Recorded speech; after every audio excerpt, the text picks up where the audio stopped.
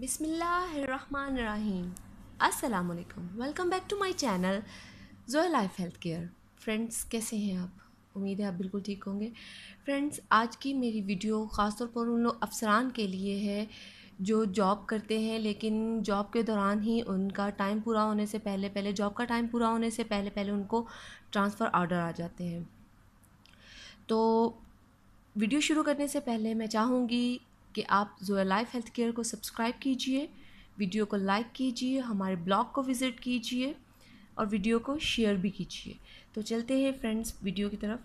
اگر کوئی شخص کہیں پر نیا ملازم ہوا ہو یا کہیں سے بدل کر آیا ہوا ہو تو آپ نے دیکھا ہوگا کہ جو پرانا سٹاف ہوتا ہے وہ اس کو کسی بھی طرح سے گھلنے ملنے نہیں دیتا، یعنی کہ وہ ہر طرح سے اپنا روب جماتا ہے، بلکہ کئی لوگ تو اسے تنگ کر کے بھگانے کی ترکیبیں سوچتے ہیں. تو ایسے اشخاص کو چاہیے کہ وہ سورہ قاف پڑھے. یہ 26ویں پارے کی صورت ہے اور یہ مکی صورت ہے.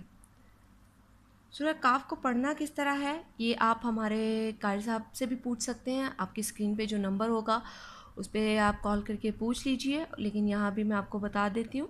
اور اس کے علاوہ آپ ہمارے بلاگ پہ بھی اس کے بارے میں وزٹ کر سکتے ہیں، لیکن میں آپ کو یہاں بھی بتا دیتی ہوں. تو کرنا کیا ہے، جب بھی آپ کی نوکری کہیں پہ شروع ہو تو اس سورت کو 11 روز تک روزانہ 11 مرتبہ پڑھنا ہے. اور آپ دیکھیں گے کہ جہاں بھی آپ کا ٹرانسفر ہوگا یا جہاں بھی آپ کی نئی جاب ہوگی تو انشاءاللہ تعالیٰ العزیز اسٹاف جو ہے، اسٹاف کا ہر فرد آپ کا دوست بن جائے گا. چاہے وہ چھوٹے سے چھوٹا ملازم ہو، چاہے وہ چھوٹے سے چھوٹا بھی فرد ہو عملے کا، تو وہ بھی آپ کا دوست بن جائے گا. ہر طرح سے آپ کا خیال رکھے گا، ہر طرح سے آپ کو عزت ملے گی انشاءاللہ.